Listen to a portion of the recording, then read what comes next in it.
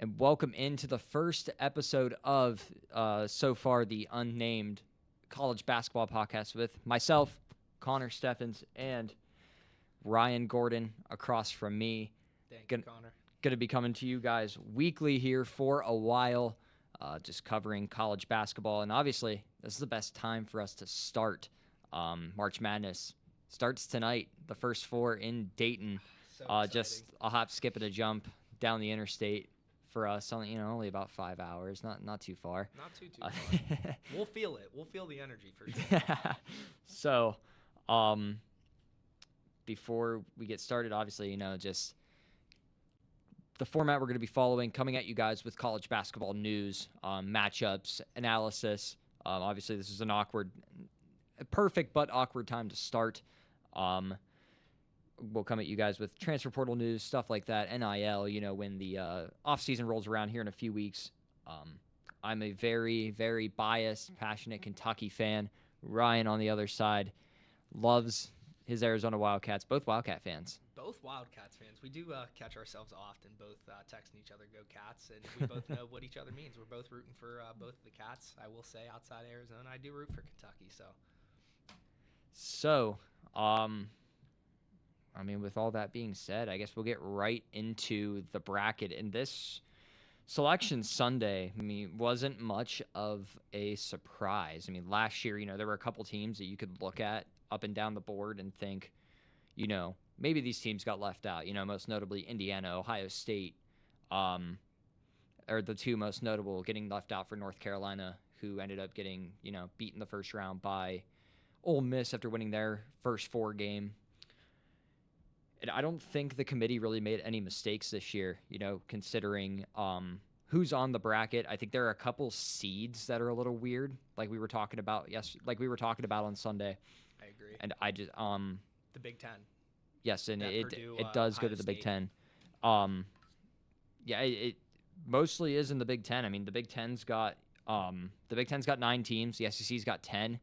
I think the SEC was seeded pretty fairly, but the Big Ten, we're talking about Michigan State being a 3 seed. I could see them as like a 2 seed. Purdue as a 2 seed was a little, which makes a little more sense now that they've beaten Michigan in the Big Ten championship game, but still sitting on that 2 line. I would think like a 4 or 5, not a 5. I would think about a 3 or a 4 coming in. Putting them on the 2 line, I don't know how much it really, helps them going forward. I think that's actually a worse draw than putting them on the 3 line there if they get to play Kennesaw State or, then that BYU, Texas, NC State winner. Just a couple. I think there are just a couple spots on the bracket that I'm a little confused by. Yeah, no doubt. I will say, again, as a U of A fan, before Selection Sunday happened, I looked at Connor. I said, as long as Arkansas is not in our region, as a 3 or a 4, I'm very happy. Committee gave us Arkansas, so I think that's good. And to go on to the Big 12, I think they were seeded very fairly. My question is, and I will say, I do knock on Purdue, but that more has to do so with every year they come in, and we're talking about, this is a national contender. This is a national title contender. To me, when I look at these brackets, when I look at college basketball, there's usually only about 3, maybe 4 teams that I will say, yes, this is a national contender. So I think that's a very high pedestal. And it's just, I don't know. So that's why I wonder if that preseason ranking is baked into that, giving them that 2 seed. And what's funny about what you just said, I'm saying that exact remark right now about 8 teams. Yeah. Arizona, Gonzaga, Michigan, and Iowa State. It's 2 per region, really. Maybe 9. Florida, Houston, Illinois. I'm looking. You're saying teams better than Purdue? Teams that I think could just be one of those contenders. Oh yeah. Duke on that side. Ohio State's sneaky. Kansas, if things are rolling, Kansas is either going to lose to Cal Baptist or go to the Sweet 16. Right. And then, there's Michigan State. I think UConn can contend. There's just so much.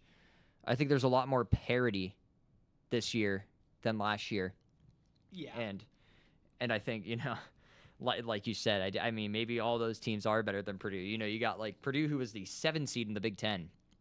They're a 2 seed in the NCAA tournament. I just don't Ohio understand State that. was right below them, the 8 seed in the tournament, beat them at home.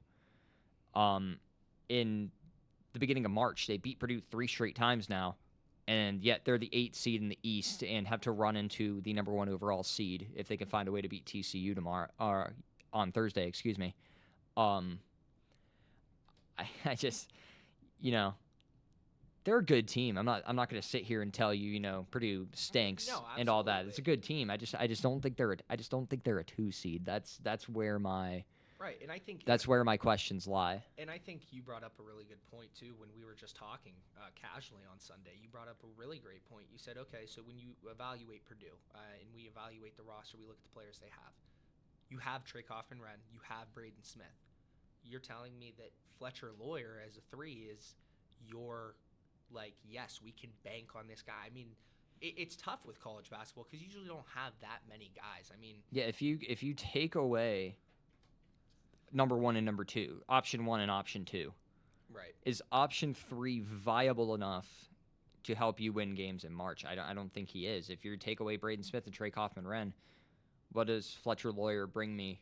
Right. Outside of shooting the 3 ball, and he's a good defender. Mm-hmm.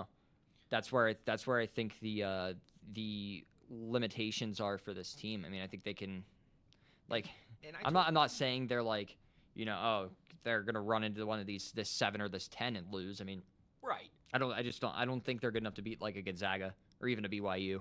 Yeah, I agree, and that's what I was going to go on to my point too, and give the Big 12 a little bit of love here with just 2 teams that because that's a conference I watch the most. So we were talking about that, right? Like you take away option 2, you take away options 1 and 2, then what do you have in your team, right? Because again, this is March. At any point, you can have guys go off, but you can also have guys go cold, and I think that's a lot of things.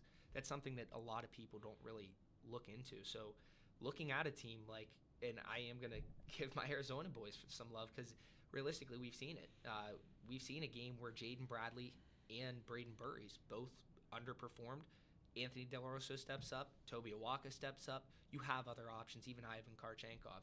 You look at BYU. Look at that front 3 right there. You lost Richie Saunders. Yes, that would have been a crazy 4, but you still have Rob Wright, AJ Devonsta, and Kobe Kita. I mean, those are 3 guys that can go to work, and that's where I do think if BYU, I hope they can pull it off against Gonzaga, because I do want to see that BYU-Purdue matchup, because I do think BYU, I think that we see that third option really play a factor. So with our concerns out of the way, let's just get right into it. In the East region, first off, that 116 game, Duke-Siena, we had a little fun with this one Sunday with the line opening up so steep. I mean, Duke, obviously, I think right now, if I'm looking at the 4-1 seeds, I do think Duke's the best one, the most talented one, as of now. But do they have the pieces to make the run? And that's where the injuries. Yes, and that too. No, we talk about guard play in March, and that's where I think that Ohio State team in the game right under that is very sneaky. Are they good enough to beat Duke? I don't know, because who stops Cameron Boozer on that side? Ivan Egovin. I don't know if he's a good enough defender. Christoph Tilley doesn't have this, the body for it. Devin Royal's too small. That's going to be an intriguing matchup if Ohio State can get by TCU. But, Duke right now, I mean, I looked over it a couple more times, and I did send Duke to the Final Four to get beat in the Final Four.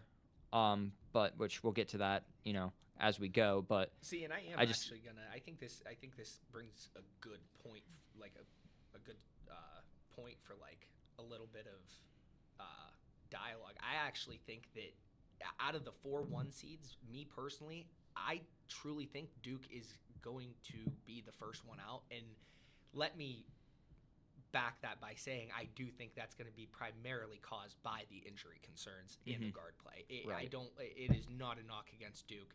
Duke is a very talented team, very well coached. Oh, for sure. I do think the injury concerns, and like I said, I mean, even though, we root for Ohio State football, I might go against Ohio State basketball. I told you, I think we could see a great matchup with that Duke-Ohio State game. Moving on to that next game, with that ceiling for Duke being the national championship, obviously. Absolutely. Ohio State, I mean, I'm gonna say something crazy here. You might look at me weird. I think the ceiling for this team's the Elite Eight. I think it's possible. I mean, looking at this draw, you get TCU in the first round. I think the two guards, Thornton and Mobley. I think this might be the best 1-2, maybe not the best 1-2 guard punch in that region, but it's one of them. And the only reason I think they're sitting at an 8 seed, there's just a couple questionable losses on that schedule. But when we were talking about this, when they are firing, they're such a fun team to watch. When they hunt good shots, they defend well when they want to. They just 5 seed Wisconsin. They just beat them at home by 17 points. Yeah, and to back your point on that, that's what you do see with Ohio State is like what you said with shot selection is when they are hot, you see them, they're passing up good shots for great shots, and they are only hitting the net like they are on when they are on. Right. And this TCU team, you were talking about the Big 12. I mean, it's such a deep conference. It's another one of them. But I don't look at TCU and think the way I look at Ohio State. Like Ohio State has a star, Bruce Thornton. Right. If you're looking at TCU right now, I don't know if a very solid team, top to bottom, but I don't think I'm looking at a guy that it's March, and I'm thinking, this is the guy that has to have the ball in his hands. Right. When times get tough in this game. No doubt. And I mean, this is, again, I watch a lot of Big 12, so I will say the one thing that TCU does have going for them is they're going to play. They're going to show up for that game. They're going to play all 40 minutes. I've watched them do it in every Big 12 game this year. But like you said, I agree with your point. You hit the nail on the head. Ohio State just they have that star power to get you through that game and then get you into a good matchup with Duke. So the 5-12 game, St. John's in Northern Iowa. Not your typical not your typical 5-12 game. I think St. John's, I think Northern Iowa is outmatched here in this matchup. Love St. John's, a lot of size. The only problem with them, when we talk about March Madness, they don't shoot the ball very well. And offensively, they move the ball. Zuby Ejiofor is a dog. Get the ball inside to him. He goes to work. Great defender in the post. But, again, the lack of outside shooting is why I think, I think the ceiling is only the Sweet 16 for this team. Yeah, and I could agree with that. I think a rematch with UConn, that if they were to get there again, at that point you have to beat Duke or Ohio State. You got to beat Kansas. I will say, interesting point about St. John's, right? So we were just talking about seeding at the beginning of the show and how some things didn't make sense. I get it. They play in the Big East. It's not comparable to the Big 12 or the SEC, but if we're going to really evaluate St. John's, we are talking about one loss against UConn at UConn. It was a bad loss. And their last loss before that was January 3rd against Providence. So one loss from January 3rd until now, St. John's lost one game on the road to UConn. So I think St. John's, unfortunately, they're in a tough region, and I think that's what makes it tough. But I agree with you. I don't think there's any pushback from Northern Iowa there. And moving on to that 4-13 game, this is where I see the first upset potential here. Kansas, the 4 seed, Cal Baptist, the 13 seed. Kansas, very rocky year. Darren Peterson, he's incredible when he's available. But the problem is, how often is he available? And, you got a guy that is playing, if I can get down here to these stats, you got a guy he's playing 28.4 minutes a night. But, I mean, that's so empty. There's games where he's playing, in the high 30s. There's games where he's playing in the, teens because all of a sudden something's bothering him and needs to sub himself out. You know, I'm not sold by this Kansas team. Like I'm not sold very much. I round of 32 ceiling for them. I'm very concerned about them getting out of this first round, even getting out of this first round. Out of the first weekend. Yeah, this is a good Cal Baptist team. They're undersized. I was just about to bring up that point. I think that's the only problem with Cal Baptist is when you do bring in that size, when you bring in that size, you are lacking in your skilled players because the more skilled players on that team are their smaller guys. Right. So I think that does make it tough, but I think absolutely. I think this is Cal Baptist, again, talk about a team who's going to go play that game 40 minutes. It's going to be them. For sure. And they got who I think is probably, if not the best pure scorer in the tournament, he's one of them. Dominique Daniels, 23 points per game at 5'10". Yeah. I know what you're gonna say. You're gonna look at me and say, hey, he's undersized, which I get it. He's 5'10". I understand, but at 5'10" at the Division I level, 23 points per game. When have we seen that? Max Asmus in 2021 with Oral Roberts. The last time when we saw a guard like that, you know what happened? They beat Ohio State in the first round. Yep. I think this is I don't want to say this is the exact same situation, but on paper, it looks the exact same. This Kansas team was supposed to be one of the best in the country. Right. They have been for most of the year, and they run into a really tough, low major team in the first round, just like that Ohio State team did in the first round. Again, I think the game's a lot different than it was in 2021 because of, the transfer portal. Teams are stacked at these these high major schools. I'm concerned for Kansas. I agree. I think that was a really good point about Dominique Daniels. And like I said, the size that I'm worried about, I'm not worried in the guards. I'm way more worried about the bigs. Because, for sure. Like I said, Cal Baptist bigs are way underskilled compared to some of the guys they're going to see in this tournament. I do think. But again, what do we talk about every March? It's about guards. It's about guard play. Right. Cal Baptist. Let's go Lancers, right? Lancers. Let's go Lancers, baby. So moving on to the 6-11 game, and there's another upset potential here. We were talking about this on the walk-in, and I'm not so sold on South Florida beating Louisville anymore as I was 2 days ago when the bracket was revealed. We kind of looked at each other, and we had that same, expression of wow. We both looked at each other, and we almost jumped up and said, Louisville's in trouble. And I think they could be. there's injury concerns, but, man, this team shoots the ball. Mikael Brown Jr., I think, is, you got to compare him to Jeremy Fears Jr., Bruce Thornton, John Mobley, Donovan Dent, but could be the best guard in this region. Yeah. As a freshman. And that's the more I watch Louisville as the days have gone by, the more inclined I am to pick Louisville in this game. Yeah. And I think, so here's what I will say about that.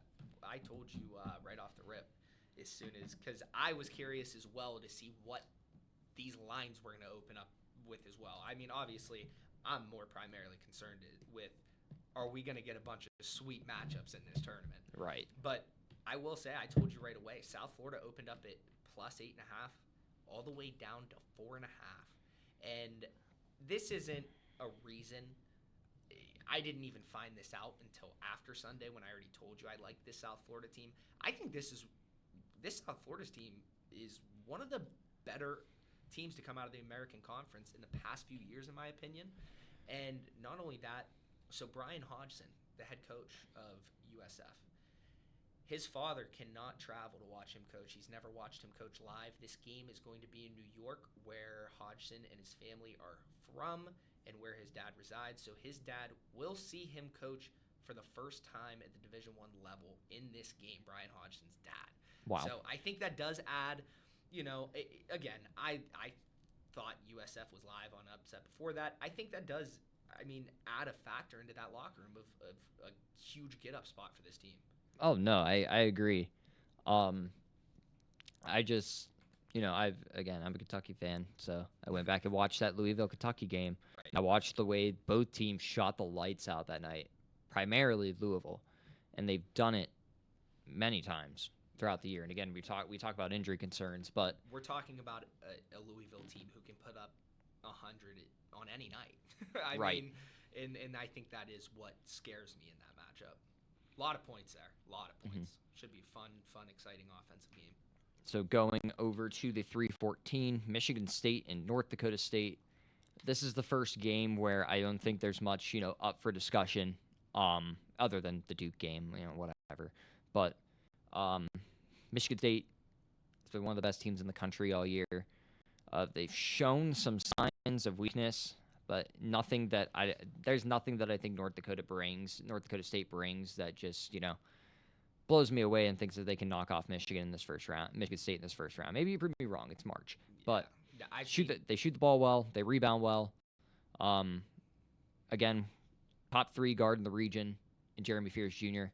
I think Michigan State is going to cruise in this first round. Yeah, I agree. And what I also would say is Cohen Carr. I mean, you want to talk about one of the most fun guys to watch, at least for me, in college basketball. It's Cohen Carr. I mean, the dude's an athletic freak. He's a maniac. Jumps out of the gym. Awesome to watch that dude play.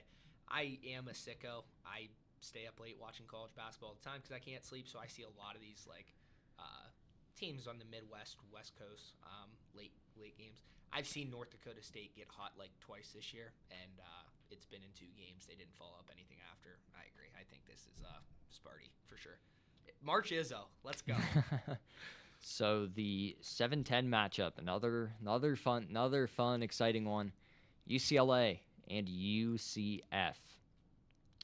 What UCLA brings, the guard play. The guard play is very good. Donovan Dent, one of the best guards in the country. Transferred in from New Mexico last season. Came into UCLA. This team was playing very well at points in the year. Injuries got to them, especially in Big Ten play. But eventually found their way up to that 6th seed in the conference and just couldn't get by Purdue in the quarterfinal, in the semifinal, to get to the Big Ten championship game on Sunday. They do a lot of things well. They shoot it 38% from 3 as a team, which is a blistering number, considering they shoot 48% from the field. Not the greatest rebounding team, but they share the ball. Pretty good defensively. They don't turn the ball over very much. Very disciplined team. And we go over, UCF, another team. They shoot 36% from 3. Great. They're okay at the free throw line. They rebound it well. That's going to be a key in that one. But I'm more concerned about the guard play from UCF. It's going to be Riley Kugel and who else? Right. And, I think UCF is very much, I think this is going to be a 1-possession game. But Sky Clark, Donovan Dent, I'm glad you Travis Perry, Trent Perry. Let me ask you something, because the more it's so hard. I can't tell if I like Mick Cronin or I don't. I can't. But just the UCLA team, do they remind you of any other team? I'm talking similar situation. I'm talking similar seating. In the 7-10 spot? I mean, not the exact seating. I'll tell you, this UCLA team reminds me a lot of that 11 seed UCLA team from 2021. When you look at it, Johnny Juzang and Tiger Campbell. Who do you have? Donovan Dent, Sky Clark, and you also have Tyler Bilodeau. I personally think that Donovan Dent, if we're evaluating all 4 of the players, Johnny Juzang, Tiger Campbell, Donovan Dent, Sky Clark. He's the Donovan best one. Dent's the best one. Yeah. And who's the second best? Probably Sky Clark. Probably Sky Clark. And you also have Tyler Bilodeau in there that can shake things up. I think that UCLA, this is lower on my list for my dark horses. To be exact, they're 4. I have 5 of them. Probably my 3rd favorite. I think UCLA. I think this backcourt can absolutely make noise. I think they very much remind me of that 2021 UCLA team. And I think there's Sweet 16 potential there. Absolutely. If you can get by UConn, If you can get by UConn, I believe who's gonna be waiting on the other side there? Either Louisville or a conference rival in Michigan State. I think that maybe even like Elite Eight aspirations there. Absolutely. I think they got if Duke doesn't get to the Elite Eight, I could see Final Four. If Duke doesn't get to the Elite Eight and they win those games. Show me an Ohio State UCLA Elite Eight. That would be so fun. Anyways, the 2:15 game, UConn and Furman. There's not much here. I think we were both hoping for Virginia to pull either Furman or UMBC, and that was it. No, I don't think this UConn team's too good. Huskies roll. It's kind of unfortunate that they got the 7 seed draw they did, because that UCLA game is going to be electric. Oh, absolutely. If they can get through that. I think the team that comes out of this region right now, if I had to look at one, it's either Duke or Michigan State. I think that would be my Elite Eight pick. I think that would be my pick for the Elite Eight in that region at this current moment. You know what? And I'm going to make it official right now, actually. I am going to say I'm going to go with Duke, UCLA, Elite Eight. Okay. The more I think about it, the potential, the ceiling. Me personally, I do think they're going to beat UCF. I think they can beat UConn. Right. I'll make that. Yeah, Duke, UCLA, Elite Eight. So we'll go to the South region. Try to move through these a little bit quicker. So Florida's going to have to play the first 4 winner of tonight's game between Prairie View A&M and Lehigh. How Prairie View got... So that one will be tomorrow. That one is tomorrow. Yeah, you're right. Tomorrow, Never mind. Either way, they're killing any team they play. The Prairie View Panthers. What a run in the SWAC tournament. The SWAC. The winner of this game, just to get absolutely manhandled by Florida, had the pleasure of watching this team up close and personal 3 times, and they're scary. Yeah, they're very scary. Could throw lineups out there of guys that are just 6'9", 6'10", 7 foot, and they rebound the ball and they can shoot it now, like they couldn't at the beginning of the year. 100%. And that's the difference between we were talking about when they played Arizona the opening week of the season to now. And I told you now, I night and day. Told you right now, I do think that, Arizona's a 1 seed, so I'm allowed to say I have a list of teams that I think can beat us. Like, I'm allowed to have that list now. Florida's absolutely there. I think Florida would beat them. I think Florida's playing some of the best basketball in college basketball right now. They're scary. But I don't have Florida coming out of this region. We'll get there. Okay. The 8-9 game, Clemson and Iowa. This is a fun one. Iowa, one of the better defensive teams in the country. Clemson, one of the better offensive teams in the country. Something's got to give in this one. Yep. And if it gets to a track meet, Iowa's not going to be able to keep up with Clemson. If it becomes a struggle, then it's going to be a great game. And I lean towards it. This game's in Tampa. Closer for Clemson than it is for Iowa. Got to consider that. I think Clemson's going to have a little easier time in the 8-9 matchup than some of the other 8s. I agree. I think Clemson. So this is wrong team's favored there. I think Clemson's a better team. I kind of doubted this Iowa team all year. I love the idea of bringing in Bennett Certs from Drake and bringing in Drake's head coach and bringing in 7 guys from Drake. I love it. I love the idea. I love the energy. But in a first year coaching, no. I think this is definitely a spot for Clemson for sure. So the 5-12 matchup, last year's darling of the tournament, McNeese is back in that 12 line, taking on Vanderbilt, and I think this is just a rare case of a 12 seed running into a brick wall. I mean, this Vanderbilt team, again, another team that I've seen just light it up on that weird volleyball, basket, whatever the heck it is. I don't know. They shoot the ball well. Tyler Tanner, one of the better guards in the country. We talk about guard play in March. Right. There's another instance. Absolutely. And, McNeese State, very athletic team. I think they're young for Oh, for the absolutely. standards of a team that sits on this line. And a great reload. You're not mad at Right. going back to the tournament with such a young team after you just had a bunch of really Lost your head coach and Right. a couple of your players, almost lost your manager. No doubt. We're obviously going to get to this game next too, but I have Vanderbilt coming out of this little section of 4 here. I To be agree. quite honest with you. I agree. So when we get to that one, Nebraska and Troy, it's another one. I don't think it's a bug hurtling towards a windshield, and I love that reference. I'm going to make sure I use that. that's just what it looks like to me. This Nebraska team, when they got to the Big Ten schedule, it got a little rocky after that first loss to Michigan, and then things happen. I mean, it's a long year. I think this team's ready to go. They're missing guys too. I mean, Wisconsin transfer Connor Esijan, great shooter, defender. A couple other guys. I think this. It kind of stinks that they're gonna have to run into Vanderbilt in the next round because I think the athleticism of Vanderbilt is just gonna be a little too much. But that's exactly what I have noted. I do love Nebraska in this first round game. I agree. Nebraska in the first round, and I actually have that in my notebook at home that Vanderbilt's athleticism will, unfortunately, catch up to Nebraska. Obviously, you have Price Sanford. I'm always rooting, but.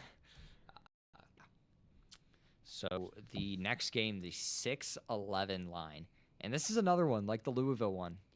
Every time we look at the 6-11, we think, wow, the 6 is in trouble. Mm-hmm. And then you go and watch, like us, you go and watch some of these games of both of these teams, and you think, maybe it's not as big of an upset pick as you want it to be. Right. Now, no Caleb Wilson for North Carolina. I understand that. But I'm looking down. I looked down the roster, and the more I looked at it, pound for pound, I think North Carolina's better. Oh, absolutely. But when you're missing your best player, weird things happen in March. This is another one. I think this is going to be a one-possession game. But if I had to look at it right now, the way I have the last couple of days, I do think North Carolina squeaks by. Yeah, and what I will say is too, I did have that glimpse of a moment of where I was like, okay, maybe I'm overreacting, especially because I do root for UNC outside of Arizona, another program I root for. Roy Williams, one of my favorite head coaches of all time.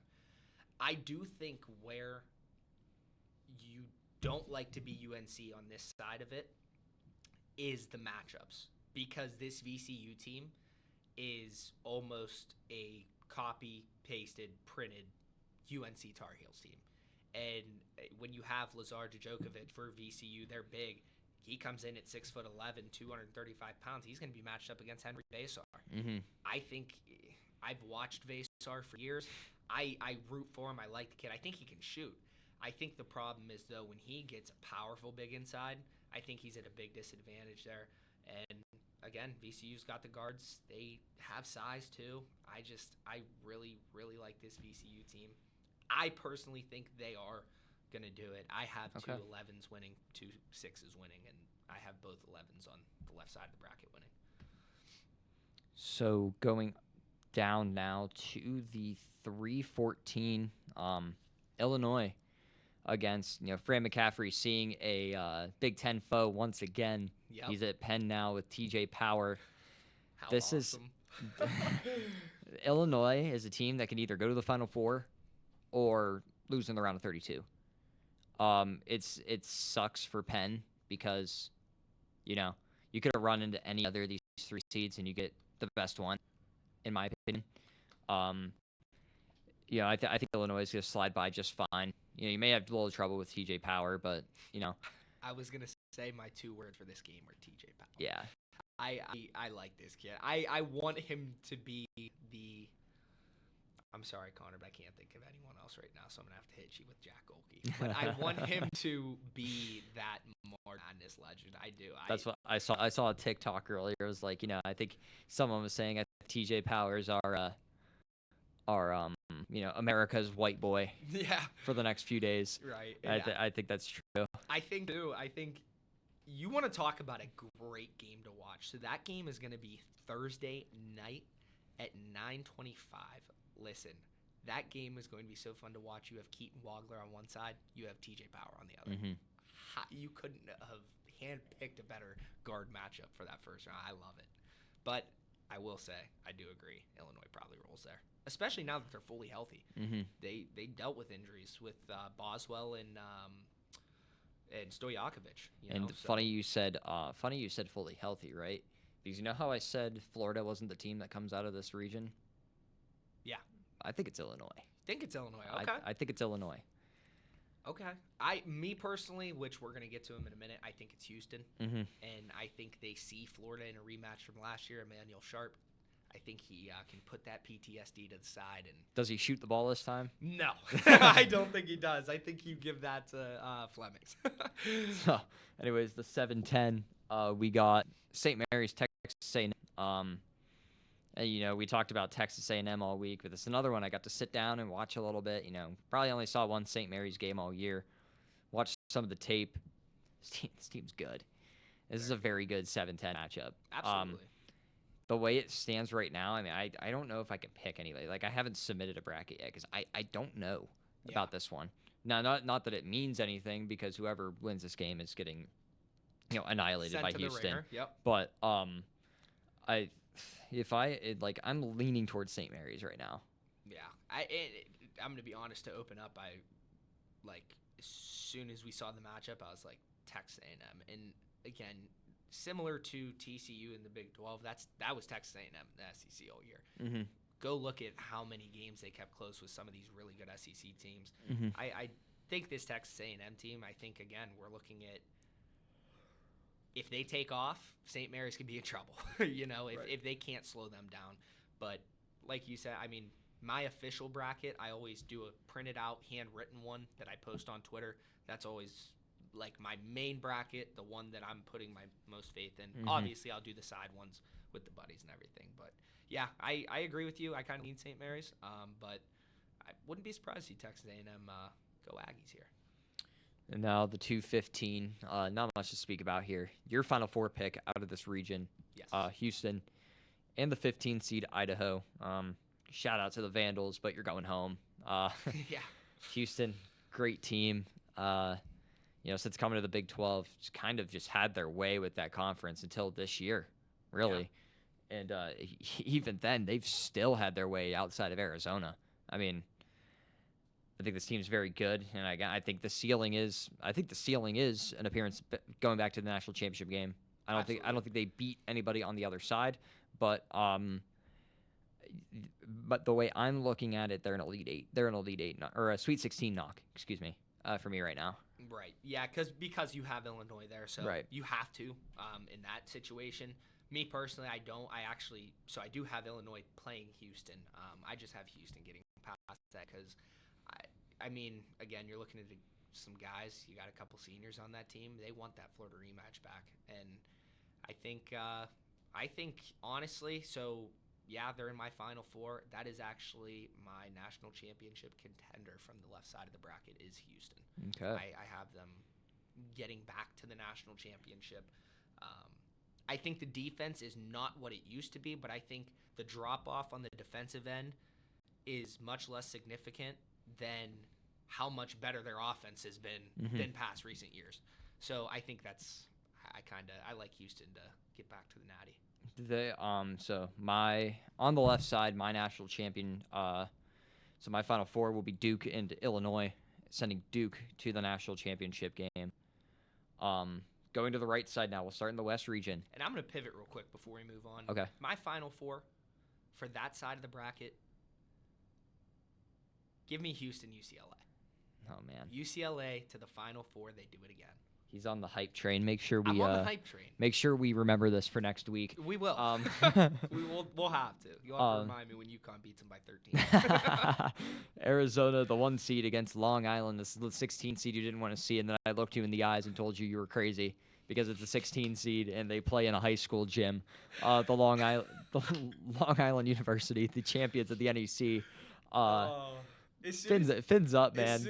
As soon as Arizona pulled Long Island, we both looked at each other and we said, fins up. No, a big reason I didn't want to see Long Island in the first round was, honestly, the bigger reason was because I wanted to root for them. I wanted to root for them against the 1 seed, but now I can't. When their 12-person, hype section shows up in a big arena. We're going to a home game next year. LIU. We have we to gotta go. No, document it Arizona for the rolls channel. there. We'll get to this next game too, which I think the winner of the Arizona. I think the winner of the next game gets sent their death sentence. Yeah, I think Arizona. For me, Arizona is my winner of this region, as things stand. And I appreciate that because I'm not 100% convinced that Arkansas isn't going to beat them. Well, I wouldn't be scared of Arkansas if I was them. It's going to be a team at the bottom of this region. So, the 8 and 9 game, Villanova, Utah State. Shout out former Youngstown State head coach Jared Calhoun. We're both Youngstown guys. Absolutely.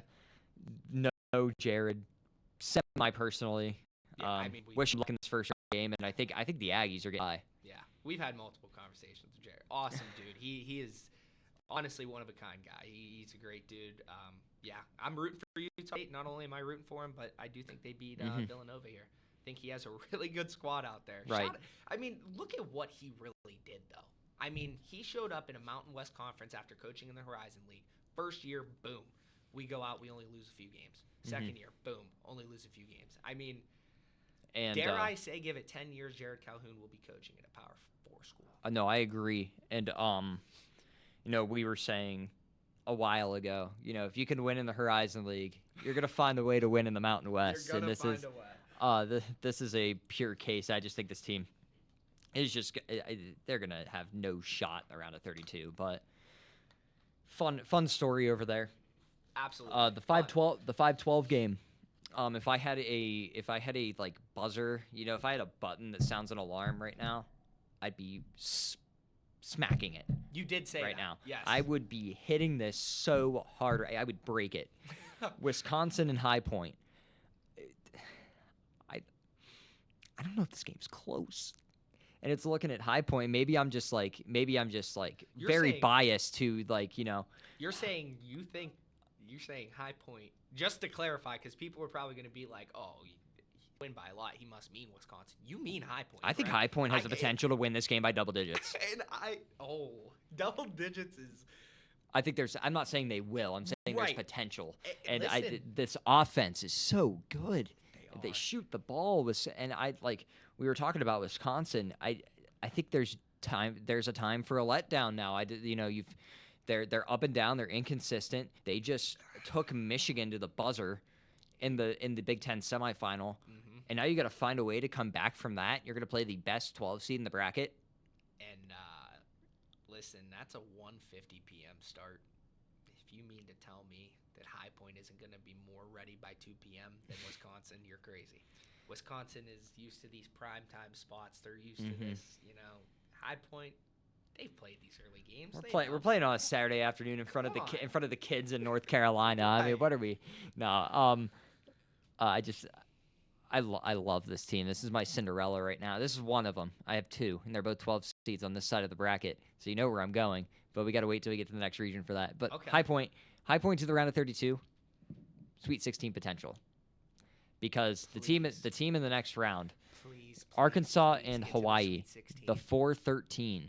Arkansas, been one of the best teams in the SEC all year. Just won the SEC title. Shout out John Calipari. I wonder if he knows I miss him. Love Coach. They're going to beat this Hawaii team by 15-20. Then you're going to get into a game with High Point in the round of 32 or Wisconsin. Either one. It's going to be it's going to be a track race. Yeah. A shootout favors both teams in the round of 32. I think Arizona is sitting there at the one spot, and I bet you an email has been sent out to Hawaii, High Point, and Wisconsin saying if one of you three can somehow beat Arkansas, thank you very much, and we will donate money to your program. Because at least for me as a fan, I feel like that's what you're scared of. I don't think this. I think Arkansas minus 15.5. I think Arkansas wins this game by 30-35. I think we're going to see a 116 seed score here. Oh boy. Yeah, that's what I think. I think and I do think in a hypothetical of High Point Arkansas, I do think Arkansas gets away with that one. Yeah. But High Point gives them a game, some run, makes them work, you know. The madness is starting. I'm on the NCAA site, and in the bottom right corner, it's trying to get me to watch UMBC Howard, and I am shaking with excitement over here. You can see it, but well, now you can. I'm shaking excitement right now. Anyways, let's get to the 6-11. So Texas NC State tonight. Winner will play BYU um, on Thursday. I do like Texas to come out of that game. I do like Texas to come out of that game, and but I like BYU to come out of the game that leads into it. Very good team. Again, if you had Richie Saunders, this team's scary in this region. Would get to the Elite Eight and challenge Arizona. Scary, right? But you're missing a key guy. AJ DeBanza is not the whole team. 25 points per game. It was just incredible, especially at a power school. That's my. If I had to choose a guy 1 overall right now in the NBA draft, it would be AJ DeBanza. I agree.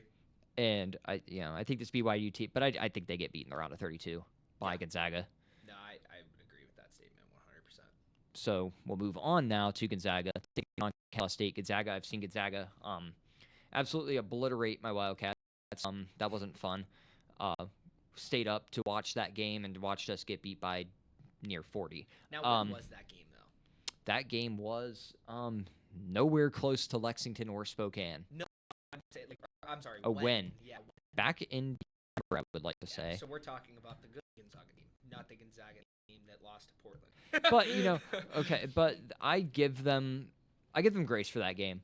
It's small. Sure. It's a small conference. Yeah. You're gonna lose a game or two. And at that time of the year, Gonzaga was scary. Like I'm talking, we were both looking at each other saying, this team could possibly get to the Final Four. Like, and I think they were playing that good. And I think they still can, but it's only going to happen, I think, if Arizona's not waiting for them in the Elite Eight. And I still think this team's very good. Again, you're afforded one of those bad losses a year, Absolutely. and I think that was it. They've been rolling since then. Did lose in the West Coast Conference Championship game to a team that I'm kind of scared of on the bottom of the bracket. Gonzaga, but I think Gonzaga is I think Gonzaga gets to the Elite Eight, and they're going to lose to Arizona. Yeah, I would agree with that statement. Real quick, I did just get a text from my father. I told you he's at that Calcutta auction. Right. He just said that his group has just spent $1,000 on Virginia, and he is not a fan of that move. So yeah, we're gonna get to that. We'll get to that, but just remind me that way I don't forget, and that way we can really get into that one. So Miami of Florida and Mizzou, the 7-10 matchup. Missouri, essentially playing a home game here against the Hurricanes, and I'm not sold by Miami. I think the ACC is weak outside of Duke and Virginia. And I think this is a case of just how deep the SEC is, that Missouri's sitting at a 10 seed right now. Watch them take Kentucky to the wire in the second round of the SEC tournament. They were an 8 seed, played very tough in the SEC all year. And I think they're gonna escape with a win in the first round here. Yeah, I would agree with that statement. I like Miami. I think, obviously, and this is what you do see in March Madness, right? You see these matchups where it's like you have an SEC school going up against an ACC school where you look at the ACC, who's good? Duke, Louisville, who else? Yeah. UNC. And other than that, who else is good in the ACC? Virginia, Well, in Virginia, right, and we're going to get to that, but that's what I mean compared to the SEC, Florida, Arkansas, Alabama, all these teams. I just think I think even though is what I'm saying, like even though Missouri does have that schedule, I still think this Miami team, look at the pivot they made from last year to this year. Right. Miami, bottom of the barrel to now you're in it, So shout out to the Kings, and I agree. So we will go to now the 2:15, Purdue and Queens. Shout out Queens, thanks for coming. Yep. Purdue in the 2 seed. First year D1 eligible. Congrats. Right. Purdue on the 2 line. Again, we said we thought was questionable, but they're here. And I think Sweet 16 exit to Gonzaga. I think they're going to get by Missouri in the second round. I think that's another one that they shouldn't really have much trouble with outside of, Mark Mitchell. It's just the bigs on that side. But Purdue, I think, has has the edge in the bigs department. Outside, Mark Mitchell, they got the best big, but I think they got the second and third best, and then it's Sean Phillips from Missouri. Yeah. I like Purdue getting to the Sweet 16. And then in my Elite Eight game, Arizona Gonzaga, and I like the Wildcats to go to the Final Four. I like that. So even though I really hope Arkansas loses, I do think, and we both talked about this, Arizona is going to start preparing for Arkansas right now, because if you lose to Long Island or any Mountain West Conference school, then You deserve to be there. deserve to be there. So I will have Arizona come from that region. I have them playing Gonzaga. Let's go. Tommy Lloyd against his former team. How perfect could that be? And Tommy Lloyd dogs him. Let's go. All right, so we're going to go to the Midwest region here. We're going to move through this one a little quicker until we get to the 7-10 matchup down there. Right. So the Midwest, first 4 games starting in literally 4 minutes between UMBC and Howard. I like the Terriers to come out of that one. Their second seed in 10 years. Deja Vu's knocking to the door. It's just not Virginia this time. Right. A team that's in a similar position as that Virginia team, but I don't think lightning strikes twice. I like Michigan. I love Michigan. I think Michigan. I don't think Michigan comes out of this region. They're going to the Elite Eight. Yeah, I agree. For a minute I was like, wait a second, and I realized who the 2 seed was. Yeah, no, I agree. Michigan rolls here. They roll in the second round. Dare I say they absolutely roll in the third round, and they see their first strong matchup in the Elite Eight. So the 8-9 game, Georgia and St. Louis, the ACC against the 8-10. But man, it's really hard for me to not pick St. Louis right now. Yeah, I think the Billikens are good. Kareem Abdul-Jabbar, Baby Jokic, whatever you want to call him. He's all of it. I have a buddy that looks exactly like him, and it's the funniest thing ever. Awesome. But I right now, the way I'm standing, St. Louis is coming out of this game just to, the winner's getting crushed by Michigan. But I like St. Louis. Yeah, I want St. Louis to win. I really hope they do.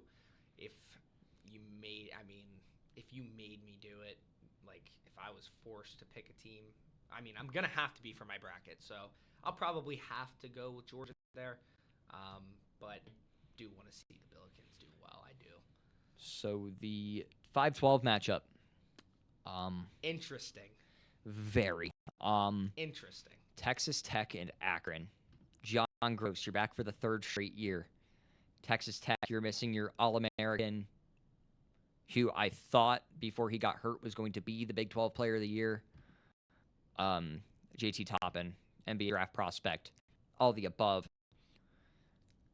He was a lot of the identity of that team. Yeah. So to some of the 5 seed right now is another, like if they were a 6 seed, I don't think I'd have any problem with where they're at, because then you're going to play the 11 seed, you're going to play another power team in the first round and, be a great game. But this is going to be a great game too. Akron is incredible. You thought Miami of Ohio was good in the MAC. Miami of Ohio went undefeated. I think Akron was I think Akron's better. I think like on paper, if I had to pick a matchup, like I'm favoring Akron right now between those 2 teams. I probably would. Come off after seeing what Akron did in the MAC tournament. Yeah, I would agree. I think they had a scare against Toledo, but their shooting is just unmatched. I will say that was another one initially. I was like, oh my gosh, yes, Akron's winning that game. I think the more you look at it, you still have Christian Anderson's a beast, so I think he's going to get his no matter what. You still have Donovan Atwell, LeJon Watts. So you have guys. I do think Akron's going to scare him a little bit, though, for sure. I think they're going to more than scare him. I think they're going to beat him. You think they're going to beat him? I think Akron. They could. I think Akron's going to the Sweet 16. Because we're going to go to the other side. Listen, and I'm going to be honest with you. I think their toughest game out of those 3 teams is the first round one against Texas Tech. Mm-hmm. I'm not worried about them against Alabama or Hofstra. So they're gonna play the winner of the 4-13 game, Alabama Hofstra. Alabama's in in a weird spot where they could be upset, right? Hofstra right now too, and we wouldn't have said that 2 days ago. But that's why, and that's exactly why I'm saying Aiden Holloway away from the team, felony drug charges, nuts. 2 days before the tournament starts, 3 days. It was yesterday. I still think they're going to beat Hofstra. They're good enough to beat Hofstra still. Don't get me wrong. I would agree. But you're going to see a team in the second round, either Texas Tech or Akron. Mm-hmm. Either one of those teams, I would be scared. Yeah. If I were them. I would agree. And so the CAA is actually a conference that I've paid a lot of attention to. Sounds so random, but I have. So I actually. It's only not random if you know us. So probably my favorite mid-major team to root for is William and Mary. I don't know why. I just like rooting for the tribe. So I root for William and Mary all the time. So I watch that conference. I watch a lot of their games. Hofstra is good, even with an Aiden Holloway-less. Mm-hmm. Bama still rolls there. Dare I say, even still covers their spread. Right. Going to the 6-11 first off tomorrow night's matchup between Miami of Ohio and SMU. I can't wait. I think the magic runs out in that game. I think SMU is going to beat them. But then Tennessee is going to beat SMU in that first round game. And potential for them to get to the Sweet 16. But the more I watch Virginia, the more impressed I am. I think glad you said that for my dad's sake. I think Tennessee's out. I think Tennessee is a round of 32. They're done. You don't think they stand a chance against Virginia? I'm not saying they don't stand a chance. I think that's going to be a very good game. Just seeing Virginia play. I've seen them play Ohio State. Ohio State should have won that game. See what they did to Duke the other night. Almost beat them. They don't have any star power that you look at, but I mean Tennessee. I mean it's just Jacoby Gillespie. Right. I think where you worry about that, like I said, I mean, if you have $1,000 on Virginia in an auction, they can win their first 2 games for sure. Mm-hmm. They're not winning the Sweet 16 matchup against Iowa State. And that's where I was. So like for my dad's sake, it's like why would he not why is anyone in that group even thinking about that? Like mm-hmm. you're not beating Iowa State. It's not a toss up. It's not a maybe. No, you're not beating Iowa State.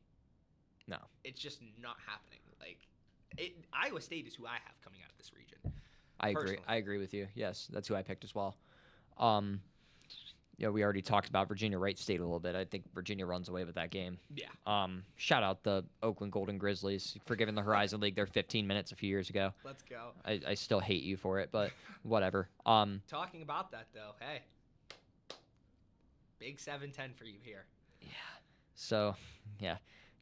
Great segue. The Horizon League in 2023 to now, the Kentucky Wildcats, led by Mark Pope.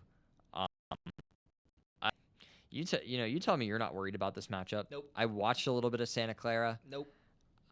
Maybe it's just like the same thing for me as it is with you in Arkansas. I'm just like, I'm not sold by us right now. Now, granted, only won 4 of the last 10. 3 of those are against Florida. 3 of those are against Florida. Right. The best team in the country right now, or one of them. So you're 4-3 in the other 7. Great win over Missouri. Great win over LSU in the SEC tournament. Couldn't knock off Texas A&M, but you got to go on the road to College Station. That's different. Right. I think they beat Vanderbilt by double digits at home. So there's always potential for this team. There's big game potential for this team. Yeah. Which is why I think this team has an Elite 8 ceiling. But the floor is Friday night. Or Friday after. The floor is Friday afternoon for me. For me, it is. The rational floor, if I'm out of my head, round of 32. But the Santa Clara team, they rebound the basketball, they shoot it. And again, like you said earlier, you're playing in the West Coast Conference where you're playing they beat Gonzaga in the West Coast Championship. Mm-hmm. So that's why, they could beat a team. They beat a team that we lost to by 35 months ago. But you look at them and you're thinking they have a 3-point loss to Arizona State. They have a 27-point loss to New Mexico. No Donovan Dent. Is Nelly Jr. Joseph even still there? I don't know. I And I'm taking Kentucky, but I am going to be on the edge of my seat the entire time when we're sitting there watching games on Friday. You're going to be on the edge of your seat for the entire first 2.5 minutes of that game when Kentucky goes up 15-0 on a 15-0 run and Santa Clara wipes their tears and waves goodbye. I agree. I see what you're saying. Yes, Santa Clara beat Gonzaga. Yes. That's like a conference matchup, though. We're not talking about Gonzaga, who, every year they're a great team. We're talking about good luck playing an SEC team. Kentucky has played one of the hardest schedules in all of the nation. And the hardest I think the hardest schedule. If you say, are you looking at that non-conference schedule right now? No, I'm not. I just because I think we're lucky we came out at 6-5. Yeah, games against Louisville, Michigan State, North Carolina, Gonzaga, right, Indiana, St. John's. I mean, you won both of those games comfortably. Right, and Jaden Payton's questionable on Friday. That is the best news I've heard in my life. Cam Williams coming back against LSU was the news I've ever heard in my life for a while.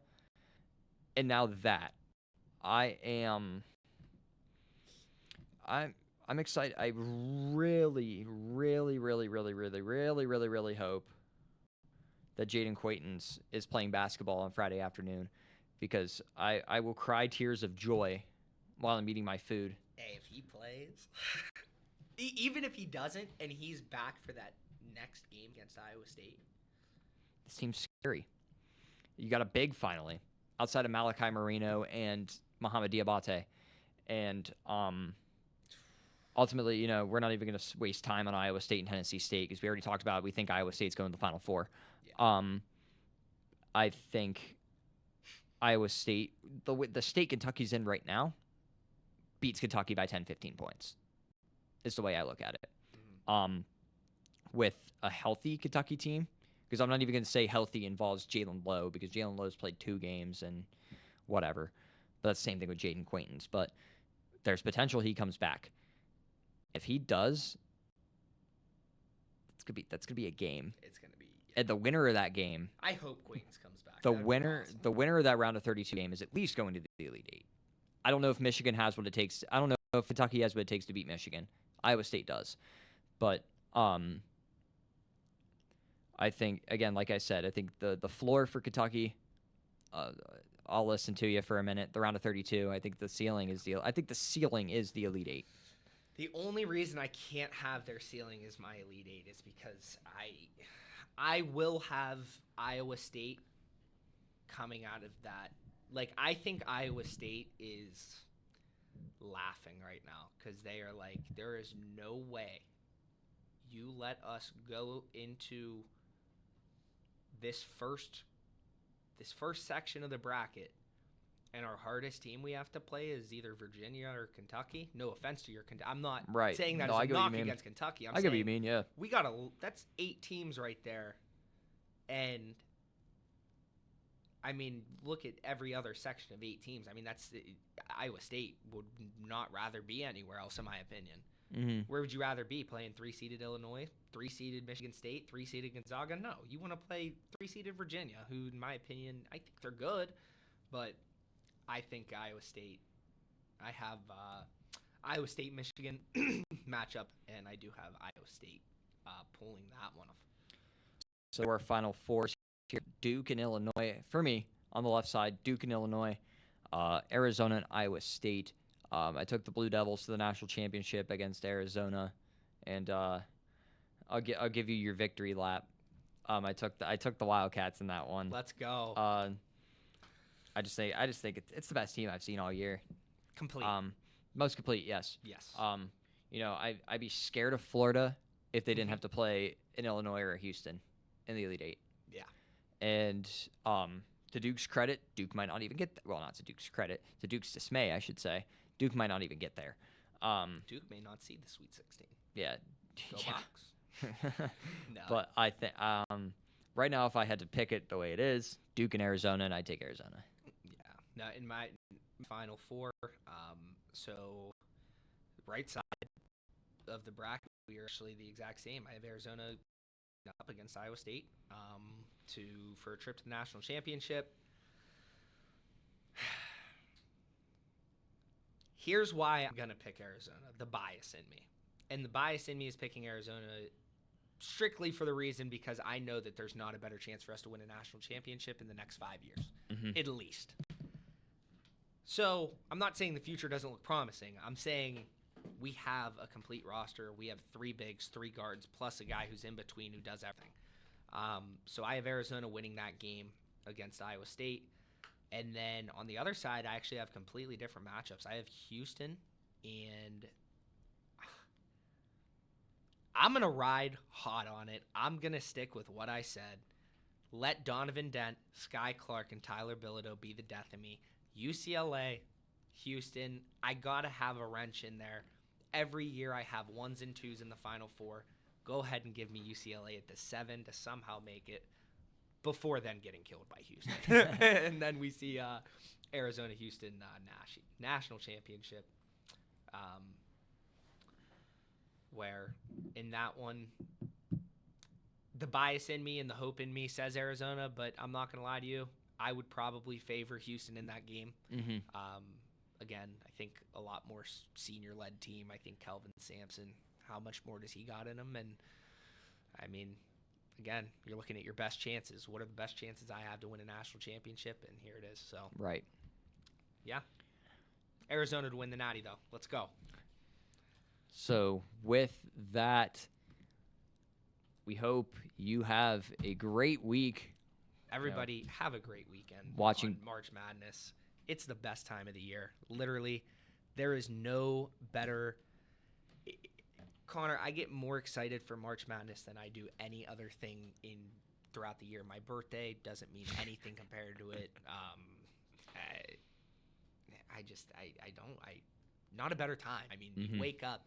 I woke up this morning and it's like, wow. Like, it's 20 degrees and it's snowing outside. It doesn't feel like March, but it feels like March. Yeah. If you know what I mean. So, everybody have a great time. Go kill it. Go kill it on your bracket. Somebody make a perfect one. Yeah, right. This is the year. Somebody. So thank you for watching this week's or listening to this week's installment, and we will see you next week for the Sweet 16 and the Elite Eight, the second weekend, the seasonal depression of college basketball. Yep. Unfortunately. Thank you for listening. Thank you for watching. We will see you next week. Yep. See you guys.